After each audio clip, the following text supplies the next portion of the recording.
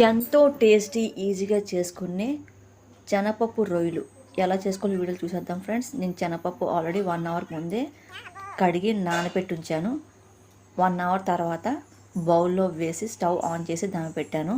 మంట చాలా ఫాస్ట్గా పెట్టాను. ఒక పొంగు రాగానే కలిపి ఇంకా స్లో మంట మీద పెట్టి కుక్ చేస్తున్నాను. ఈలోగా నేను 2 పచ్చిమిరపకాయలు, ఒక పెద్ద ఉల్లిపాయ తీసుకున్నాను. దీనికి సరిపడే అంత రొయ్యలు కూడా ముందే కడిగి సిద్ధం చేసుకున్నాను. అందులో అల్లం వెల్లుల్లి పేస్టు అలాగే ఉప్పు వేసుకొని కలిపేసి సిద్ధం పెట్టుకున్నాను. ఈలోగా ఉల్లిపాయ చిన్న ముక్కలు కట్ చేసుకొని పచ్చిమిరపకాయలు కట్ చేసుకొని రెడీ పెట్టుకున్నాను. ఈలోగా పచ్చెనపప్పు ఉడికిందో లేదో చూస్తున్నాను. హాఫ్ కుక్ అయ్యేదాకా వెయిట్ చేయాలి. స్లో మంట మీద కుక్ అవుతూ ఉండాలి. మధ్య మధ్య చెక్ చేసుకుంటూ ఉండాలి.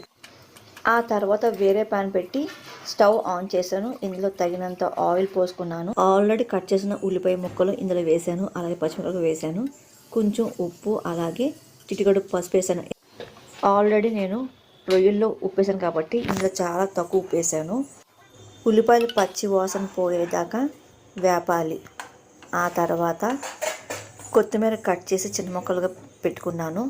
అలాగే దాన్ని కడిగి శుభ్రంగా పక్కన పెట్టుకున్నాను. ఈలోగా ఉల్లిపాయలు మగ్గిపోయాయి కాబట్టి ఆ తర్వాత దీనికి సరిపడంత రొయ్యలు తీసుకున్నాను. రొయ్యలు కూడా ఇందులో వేసేసాను. ఆల్రెడీ పచ్చెనపప్పు హాఫ్ కుక్ అయిపోయింది. దాన్ని ఇంకా స్ట్రెయిన్ చేసేసి ఆ తర్వాత నీళ్ళంతా పోయేదాకా ఒక 5 మినిట్స్ పక్కన పెట్టాను. ఆ తర్వాత రొయ్యలు కొంచెం వేగాక ఇందులో పచ్చెనపప్పు కూడా వేసేసాను. అలాగే కలిపాక కొత్తిమీర కూడా ఇందులో వేసాను. చాలా స్లో మంట మీద కుక్ అవ్వాలి. ఆ తర్వాత కలిపేసాక మూత పెట్టేశాను. ఒక 10 మినిట్స్ అయ్యాక మళ్ళీ మూత చూశాను.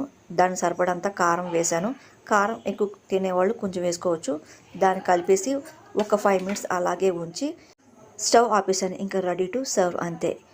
చాలా ఈజీగా ఫాస్ట్గా చేసుకునే శనగపప్పు రొయ్యలు కర్రీ రెడీ.